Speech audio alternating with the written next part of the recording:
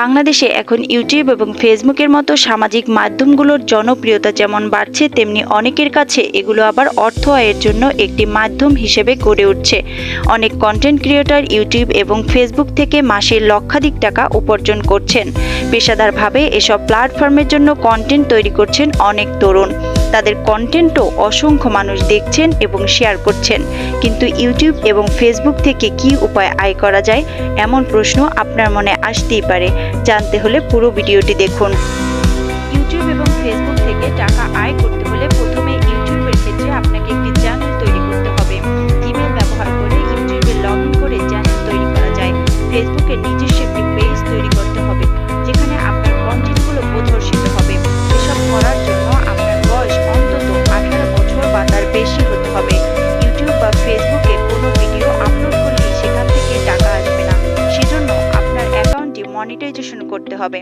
এটা হচ্ছে ইউটিউব বা ফেসবুক থেকে অর্থ আয়ের জন্য তালিকাভুক্ত হওয়া। তবে চাইলেই মনিটাইজেশন করা যায় না। ইউটিউবের ক্ষেত্রে আপনাকে ইউটিউব পার্টনার প্রোগ্রামে অংশ নিতে হবে। সেক্ষেত্রে আপনার চ্যানেলের অন্তত 1000 সাবস্ক্রাইবার থাকতে হবে। সর্বশেষ 12 মাসে চ্যানেলের ভিডিও অন্তত 4000 ঘন্টা দেখার রেকর্ড থাকতে হবে। ইউটিউব চ্যানেলের সঙ্গে একটি গুগল অ্যাডসেন্স অ্যাকাউন্ট সংযুক্ত থাকতে হবে। এসব শর্ত পূরণ করা হলে আবেদন করার জন্য আপনি ইউটিউব থেকে বিজ্ঞাপন পেতে শুরু করবেন। ইউটিউব সিপিএম বা কস্ট পার মাইলস হার্ট এবং সিপিসি বা কস্ট পার ক্লিকের ভিত্তিতে অর্থ দেয়। কন্টেন্ট এবং ভিউ এগুলোর ভিত্তিতেই সিপিএম রেটও ওঠানামা করে। মনিটাইজেশন পেতে হলে ফেসবুকের পাতায় আগে থেকেই বেশ কিছু ভিডিও আপলোড করতে হবে। আপনার পেজটি মনিটাইজেশনের জন্য উপযুক্ত কিনা সেটিও চেক করে দেখার ব্যবস্থা রয়েছে। পেজের ক্রিয়েটর স্টুডিও অপশন থেকে মনিটাইজেশন ট্যাবে ক্রিয়েট করে দেখা যেতে পারে যে সেটি আসলেই মনিটাইজ করা যাবে কিনা। পেজ মনিটাইজ করতে হলে ফেসবুকের নির্ধারিত নিয়মকানুন অবশ্যই পূরণ করতে হবে। এসব নিয়মের মধ্যে রয়েছে সব ভিডিও অন্তত 3 মিনিট লম্বা হতে হবে এবং ভিডিও অন্তত 1 মিনিট ধরে দেখার রেকর্ড থাকতে হবে। গত 60 দিন বা 2 মাসে যে ভিডিও রয়েছে সেগুলো মিলে 6 লাখ মিনিট ভিউ থাকতে হবে। ফেসবুক পাতায় অন্তত 10,000 ফলোয়ার থাকতে হবে। সংশ্লিষ্ট দেশ এবং ভাষা ফেসবুকের জন্য গ্রহণযোগ্য হতে হবে। অবশ্যই বাংলাদেশ এবং বাংলা ভাষা ফেসবুককে সমর্থন করে। পেজে এমন কোনো ছবি বা ভিডিও অথবা কন্টেন্ট থাকতে পারবে না যেগুলো ফেসবুকের নীতিমালা ভঙ্গ করে। বিশেষ করে কন্টেন্ট এমন হতে হবে যাতে সবাই দেখতে পারে।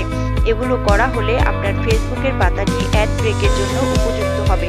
তখন আয়কর শনাক্তকরণ নম্বর বা TIN সংযুক্ত করে আবেদন করলে ফেসবুকের কৃত্রিম বুদ্ধিমত্তা আপনার কন্টেন্ট যাচাই বাছাই করে দেখবে।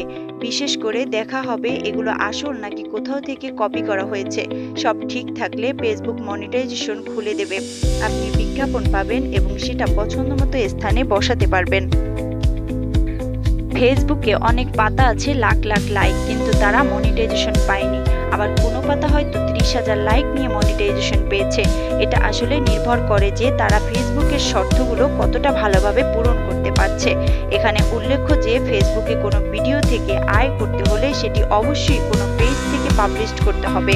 প্রোফাইল থেকে পাবলিশ করা হলে সেই ভিডিও মনিটাইজেশনের জন্য গণ্য হবে না। বিজ্ঞাপন পাওয়া না পাওয়ার ক্ষেত্রে চ্যানেল বা পেজের নিজেদের করার কিছুই নেই। কন্টেন্টের ধরন, সেটা দেখার প্রবণতা, দেশ ইত্যাদি বিচার করে ইউটিউব বা ফেসবুক সক্রিয়ভাবে বিজ্ঞাপনগুলো দেবে। প্রতিষ্ঠানগুলো তাদের বিজ্ঞাপন ইউটিউবকে দেয়। ইউটিউব আবার সেসব পণ্যের সম্ভাব্য বাজার বিবেচনা করে সংশ্লিষ্ট ভিডিওতে বিজ্ঞাপন সরবরাহ করে।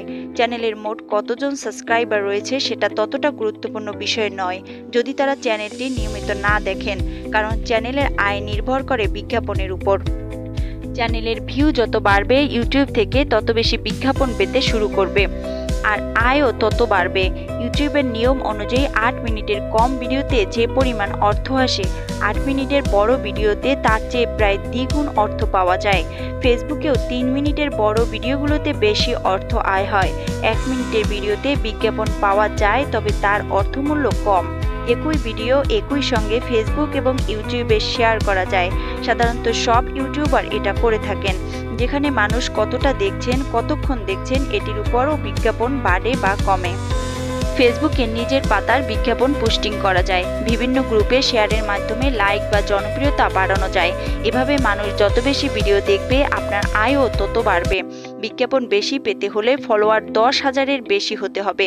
তাই ফলোয়ারের বেশি বাড়াতে হলে কোন কোন কন্টেন্ট মানুষ বেশি পছন্দ করে সেগুলো লক্ষ্য করে সেই ধরনের কন্টেন্ট বেশি দিতে হবে। মজাদার বা মানুষকে আকর্ষণ করবে এমন কন্টেন্টগুলো শুরুতেই রাখুন। ভিডিওগুলো হতে হবে পরিষ্কার, সাউন্ড ভালো হতে হবে এবং এডিটিংও ভালো হতে হবে। সেই সঙ্গে টাইটেলে নানা শব্দের ব্যবহার ঠিক থাকতে হবে। নিয়মিত ভিডিও বা কন্টেন্ট পাবলিশ করতে হবে। সেগুলো নিয়মিত উত্তর দেওয়ার চেষ্টা করুন, এতে এঙ্গেজমেন্ট বাড়বে। ভিউয়ার্স এর উত্তর থেকে আপনি নতুন ভিডিওর আইডিয়া পেতে পারেন। আপনার সব ধরনের সোশ্যাল মিডিয়ায় ভিডিওটি শেয়ার করুন। আপনার পেজটি যাতে সহজে খুঁজে পাওয়া যায় সেটি নিশ্চিত করতে হবে। যত বেশি সম্ভব নিজস্ব কন্টেন্ট বা ভিডিও পাবলিশ করার চেষ্টা করুন। স্প্যাম বা মানসম্পন্ন নয় এমন ভিডিও বন্ধ করুন। ইউটিউব বা ফেসবুক থেকে অর্থ বের করাকে বলে পে আউট। ফেসবুকে মনিটাইজেশন চালু করার সময় ব্যাংক হিসেবের তথ্য দিতে হয়। একটি নির্দিষ্ট সংখ্যক ভিউ হওয়ার প্রতি মাসে সক্রিয়ভাবে ওই অ্যাকাউন্টে অর্থ জমা হয়। এটা পেপালের মাধ্যমেও তোলা যায়। তবে ইউটিউবের ক্ষেত্রে অন্তত $100 হওয়া পর্যন্ত অপেক্ষা করতে হবে। $100-এর বেশি হলে সেটা গুগল অ্যাডসেন্স ব্যবহার করে নিজের ব্যাংক হিসেবে স্থানান্তর করা যায়। ইউটিউব বা ফেসবুক যে মাধ্যমের জন্য কন্টেন্ট ব্যবহার করা হোক না কেন সেগুলোতে অবশ্যই কপিরাইটের নিয়ম মানতে হবে। কপিরাইট নিয়ে প্রশ্ন উঠলে পুরো চ্যানেলটি বাতিল হয়ে যেতে পারে। বাংলাদেশ এখনও ইউটিউবে বা ফেসবুকে কন্টেন্ট তৈরির বিষয়ে সুনির্দিষ্ট কোনো নীতিমালা বা নিয়মকানুন নেই, কিন্তু আইন বিরোধী কিছু করা হলে সেটি ডিজিটাল সিকিউরিটির আওতায় পড়তে পারে।